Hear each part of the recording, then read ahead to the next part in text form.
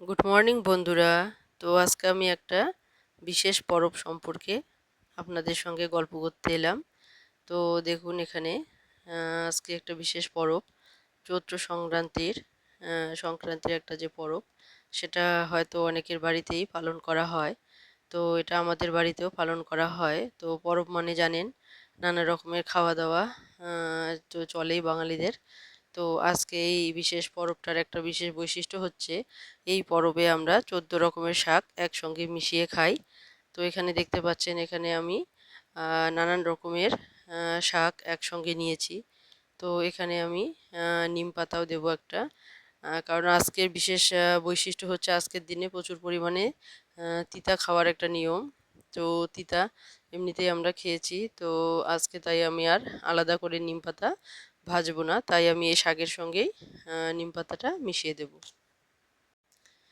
তো দেখতে পাচ্ছেন বন্ধুরা, এখানে নানান রকমের শাক মেশানো আছে। তো এখানে ঢেঁকি শাক আছে, কচু শাক, নীল কচু শাক, জংলি কচু শাক।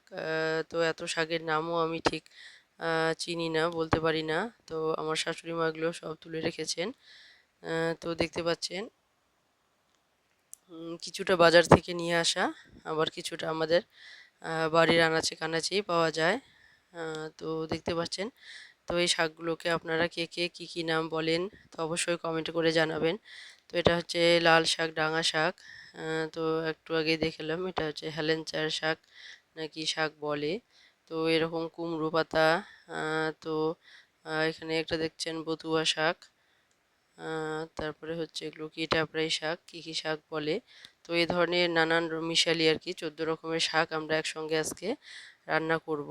তো এখানে মিষ্টি কুমড়ো, চাল কুমড়ো, কচু পাতা, তারপরে হচ্ছে গিয়ে কারি পাতা।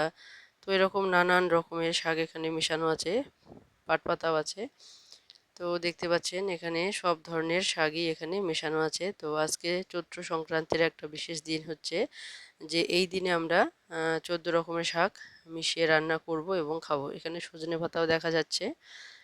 তো এই ধরনেরই 14 রকমের শাক পাতা এখানে আছে।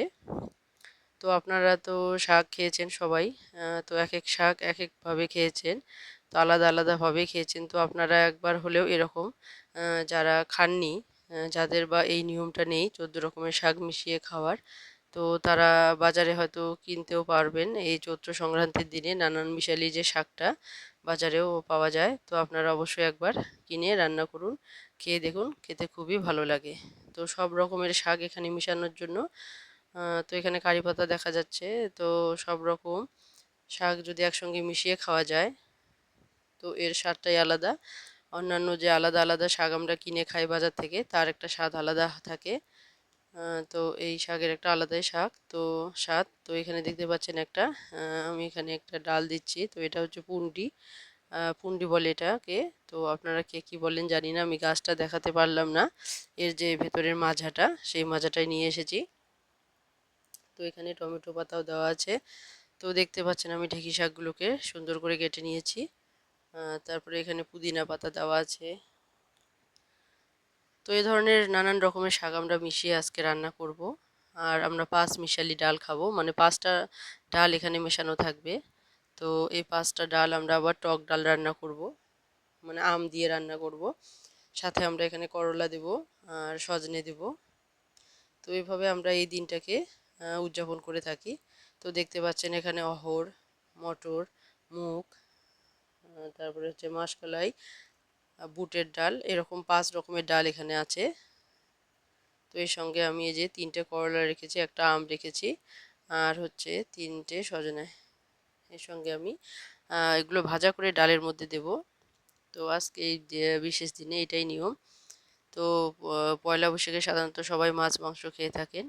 তো চৈত্র সংক্রান্তি পয়লা বৈশাখের আগের দিন।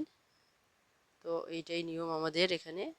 তো আপনাদের এখানে যদি এই নিয়ম না থাকে, তো অবশ্যই চৈত্র সংক্রান্তিতে এই 12 মিশালি যে শাকটা বাজারে কিনতে পাওয়া যায়, তো আপনারা অবশ্যই খেয়ে দেখবেন। অন্যান্য সমস্ত শাকের থেকে এই শাকের যে স্বাদ, তার কোনো তুলনা হয় না। তো দেখুন এখানে আমি ডালটা প্রেসারে বসিয়ে দিয়েছিলাম, তো 2টো সিটি দিয়ে আমি বন্ধ করে দিয়েছি। আমি ডাল আর জলটার মাপটা একদম যে সমানে সমানে দিয়েছিলাম। তো দেখুন এখানে জলটা কিন্তু পুরোপুরি শুকিয়ে গিয়েছে, কিন্তু এখানে নিচটা কিন্তু একদম দেখুন সুন্দরভাবে উঠে আসছে, এটা কিন্তু পোড়া লাগেনি। জলটাও শুকিয়ে গেছে, আবার ডালটাও সুন্দরভাবে সিদ্ধ হয়ে গেছে। তো এখানে আমি গরম জল করেছি, গরম জল করে আমি ডালের সঙ্গে মিশিয়ে দিয়েছি। তারপর আমি সমস্ত উপকরণগুলি ভাজবো, ভেজে এই ডালটাকে সম্বার করব। তো বন্ধুরা, আপনারা অবশ্যই পাশে থাকবেন, পাশে থেকে আমাদেরকে উৎসাহ বাড়াবেন, আমাদের উৎসাহ বাড়াবেন। আর এভাবেই আমাদের পাশে থেকে কমেন্ট করবেন। আর যদি কোনো ভুল ত্রুটি হয়ে থাকে তো তবে সেটাও জানাবেন। আর ভিডিওটা কেমন লাগলো সেটাও অবশ্যই কমেন্টে জানাবেন, আর সাবস্ক্রাইব করতে ভুলবেন না। তো বন্ধুরা দেখুন এখানে আমার সমস্ত মশলা রেডি হয়ে গেছে। এখানে আমি আদা বেটে নিয়েছি অনেকটা পরিমাণ, কারণ এই ডালের পরে আবার আমরা আজকের দিনে আবার এঁচোড় রান্না করি। এঁচোড় খাওয়ারও একটা রীতি আমাদের এখানে আছে। তো এরকম 14 মিশালি একটা শাক খাবো, তার মধ্যে এরকম 5 মিশালি একটা ডাল রান্না হবে, টক ডাল। তো দেখুন আমগুলো এখনো বড় হয়নি, যার জন্য এখানে ছোট আম। তো এখানে আমি তেল বসিয়ে দিয়েছি, এখন আমি যে উপকরণগুলো আছে সেগুলো আমি ভেজে নেব। তো এখানে আমি করলা আর হচ্ছে গিয়ে সজনে ডাঁটাটা আগে ভেজে নেব। তো আমটা আমি একসঙ্গে ভাজবো না, আমটা আমি শেষে ভাজবো, আর আমি আমটা ডালেতে শেষেই দেব। তো দেখুন এখানে সাথে থাকুন, পুরো ভিডিওটা দেখতে থাকুন, আর অবশ্যই কমেন্ট করুন কাদের এখানে এরকম পরবের রীতি মানা হয় আর কাদের এখানে মানা হয় না। তো আমাদের বাঙালিদের ঘরে ঘরে এরকম রীতি সাধারণত মানা হয়ে থাকে। তো দেখতে পাচ্ছেন এখানে আমাদের ডালটা কিন্তু হয়ে গেছে। এখানে ডালের মধ্যে আবার কোনো কাটা দিতে হবে না। তো এমনিতে ডালটা সেদ্ধ হয়ে গেছে। এমনিতে সাধারণত এখানে বুটের ডাল, তো এই বুটের ডাল সাধারণত একটু গোটা গোটা খেতেই ভালো লাগে। তো এখানে আমি দিয়ে দিলাম স্বাদ মতো লবণ। এরপর যে আমার মশলাগুলো আছে আমি এক এক করে দিয়ে দেব। এরপর আমি দিয়ে দিলাম আধা চামচ মতো হলুদ গুঁড়ো। তো এরপর আমি দিয়ে দেবো যে আমার জিরা গুঁড়ো আছে, সেই জিরা গুঁড়ো দিয়ে দেব। তো এখানে আমি আদা বাটা দিয়ে দিলাম। আমি এখানে 2 চামচ মতো আদা বাটা দিয়ে দিলাম, আর 1 চামচ মতো এখানে আমি জিরা গুঁড়ো দিয়ে দিলাম। তো দেখতে পাচ্ছেন বন্ধুরা, এদিকে আমি উনানের মধ্যে বসিয়ে দিয়েছি আরেকটা। তো এখানে ভাজাটা আমার হয়ে গেছে। তো আমি ভাজাগুলো এখন ডালের মধ্যে দিয়ে দিলাম। তো এখন আমি এখানে সম্বার করব। তো সম্বার করার আগে আমি এখানে আমটা ভেজে নেব। তো আমটা আমি আলাদাই ভেজে রেখে দেব। সম্বার করার পর আমি এখানে আমটা দিয়ে দেব।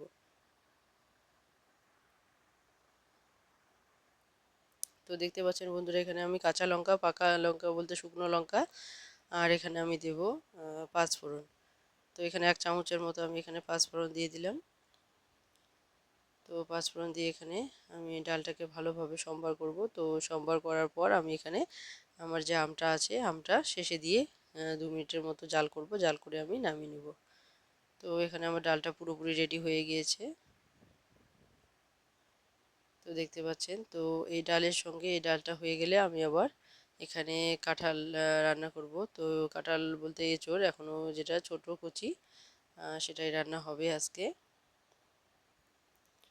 তো দেখুন ডালটা আমার হয়ে গেছে। তো এখন আমি নামিয়ে নেব। এদিকে আমার যে কাঁঠাল আছে, এঁচোড় আছে, তো সেটা আমি পুরোপুরি সেদ্ধ করে নিয়েছি। তো দেখতে পাচ্ছেন এখানে এঁচোড়গুলো পুরোপুরি সেদ্ধ হয়ে গেছে। আর আমি এখানে রান্না করব দেশি আলু দিয়ে।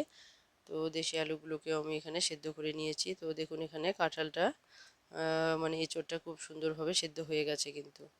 তো এখানে আমি রেডি করে নিয়েছি একটা টমেটো, একটা না এখানে দুটো টমেটো আছে। তো দুটো টমেটো আর আমি দেশি আলু এখানে ছুলে নিয়েছি। তো বন্ধুরা, আপনাদের ওখানে দেশি আলু পাওয়া যায় কি না তো অবশ্যই কমেন্টে সেখানে জানাবেন। দেশি আলু বলতে আমরা কিন্তু বড় আলুর যে ছোট ছোট গুঁড়ি আলু সেগুলোকে বুঝি না। দেশি আলুটা কিন্তু একটা আলাদাই রকমের আলু, সেটা খেতে খুবই সুস্বাদু হয়। তো দেখুন এখানে আমি ডাল রান্না করার পর আমি কিন্তু বাকি আদাটা রেখে দিয়েছিলাম। তো এখন আমি এক এক করে এই আদার সঙ্গে মশলাগুলো মিশিয়ে দেবো। তো এখানে আমি 1 চামচ দিয়ে দিলাম, 1 চামচ না এখানে অনেকটাই যেহেতু কাঁঠাল এঁচোড়। তো এখানে 1.5 চামচের মতো আমি জিরা গুঁড়ো মিশিয়ে দিলাম। তো দেখতে পাচ্ছেন এখানে আমি 1 চামচের মতো এখানে আমি কাশ্মীরি লঙ্কা গুঁড়ো দিয়ে দিলাম। আর এখানে হলুদ গুঁড়ো দিয়ে আমি জল দিয়ে ভালোভাবে গুলিয়ে রাখবো। তো দেখতে পাচ্ছেন এখানে হলুদ গুঁড়োটা দেওয়া হয়ে গেছে। এখন আমি এখানে জল দিয়ে সমস্ত মশলাগুলোকে গুলে রাখবো। তো এভাবে যদি গুলে রাখা যায় তাহলে যে মশলাটা আছে সেই মশলাটা ভালোভাবে কষাতে সুবিধা হয় আর পুড়েও যায় না। তো এর স্বাদটাও বজায় থাকে। তো বন্ধুরা দেখতে পাচ্ছেন এখানে আমার মশলাটা রেডি হয়ে গেছে। তো এদিকে মশলাগুলো রেডি হয়ে গেছে, তো আমি এখানে কড়াই বসিয়ে দিয়েছি। তো কড়াইয়ের মধ্যে তেল দিয়ে দিয়েছি। এখন আমি কাঁঠালগুলো ভালো করে ভেজে নেব। তো এখানে কাঁঠাল রান্না করতে কিন্তু অনেকটাই তেল লাগে। তো আমরা কাঁঠাল বলি, আপনারা কে কী বলেন অবশ্যই কমেন্ট করবেন। কাঁঠালও বলি আমরা, এঁচোড়ও বলি। তো সাধারণত আমরা এটা কচি তাই এটাকে এঁচোড়ই বলা হয়। তো এঁচোড় এখানে রান্না হচ্ছে, তো এঁচোড় রান্না করতে একটু তেল বেশি করে লাগে, কারণ এটা মাংসের মতোই কষাইয়ে রান্না করতে হয়, কষিয়ে। তো এটা আমি পুরোপুরি আজকে নিরামিষ রান্না করব। তো আমাদের বাড়িতে যেহেতু আমার শ্বশুর মশাই উনি নিরামিষ আহার করেন, তো এই জন্য আমরা সাধারণত পেঁয়াজ রসুনটা কম খাই। তো আমাদের বেশিরভাগই নিরামিষ রান্না হয়, পেঁয়াজ রসুন ছাড়াই রান্না হয়। তো দেখতে পাচ্ছেন বন্ধুরা এখন আমি স্বাদ মতো একটু লবণ দিয়ে দিয়েছি। তো এরপর আমি হলুদ গুঁড়ো দিয়ে দিলাম। তো হলুদ গুঁড়ো আর লবণ দিয়ে আমি ভালোভাবে এটাকে ভেজে নেব আগে। এটা তো এমনিতেই সেদ্ধ হয়ে গেছে, তো তবুও এরপর ভালোভাবে ভেজে নিতে হবে। তো ভালোভাবে ভেজে নিলে পরে এর যে স্বাদ সেটা দ্বিগুণ বেড়ে যায়। তো দেখুন আজকে